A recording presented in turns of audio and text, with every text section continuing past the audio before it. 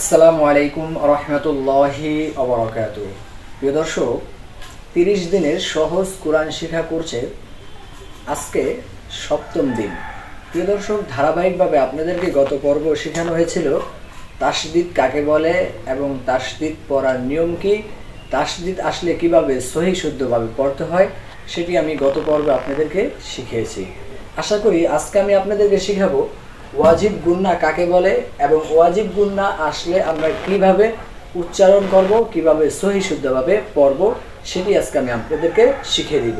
এই জন্য অবশ্যই আপনার ধৈর্য সহকারে শিখার নিয়তে সম্পূর্ণ ভিডিওটি দেখার অনুরোধ রইল। আশা করি আপনি সম্পূর্ণ ভিডিওটি না টেনে দেখবেন। প্রিয় দর্শক, যদি আপনার কাছে ভালো লেগে থাকে তাহলে অবশ্যই যে ভাইরা সহি শুদ্ধভাবে কোরআন পড়তে পারে না, কোরআন পড়তে জানে না, তাদের উদ্দেশ্যে একটি শেয়ার হলো করে দিবেন। প্রিয় দর্শক, আসুন এখন কথা না বাড়ি আমরা ওয়াজিব গুন্না কাকে বলে এবং তার পড়ার নিয়ম কি সেটা শিখে নেই। ওয়াজিবে গুন্না, ওয়াজিবে গুন্না, ওয়াজিবে গুন্না। ওয়াজিবে গুন্না, আজকে আমরা কি শিখবো? ওয়াজিবে গুন্না। ওয়াজিব গুন্না কাকে বলে প্রথম আমরা শিখে নেই। ওয়াজিব গুন্নার সূত্র কি? ওয়াজিব গুন্না নুন ও মিমে, নুন ও মিমে। একটু খেয়াল করি,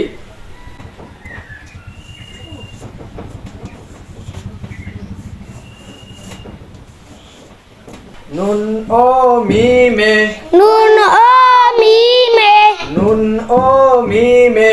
নুন ও মিমে।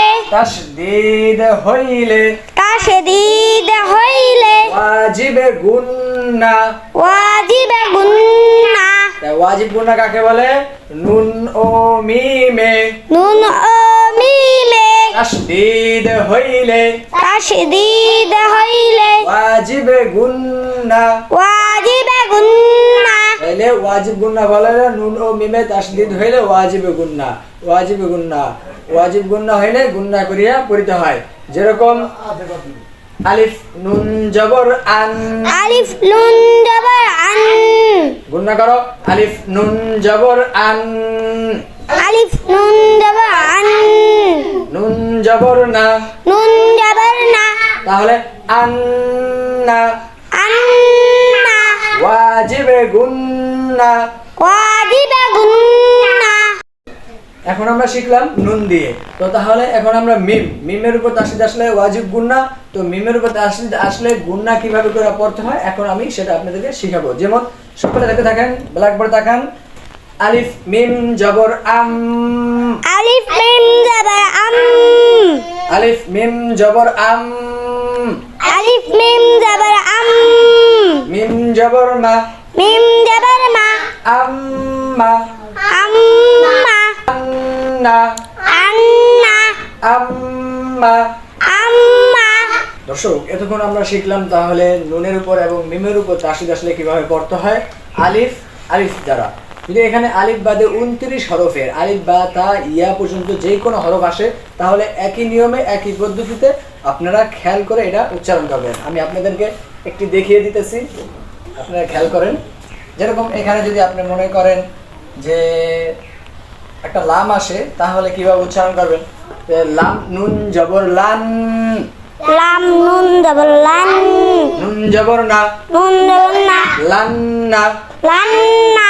এখানে যদি আপনি একটি মিম দেন তাহলে দুইটা মিম একসাথে আসলে কিভাবে পড়বেন? মিম মিম জবর মাম, মিম মিম জবর মাম।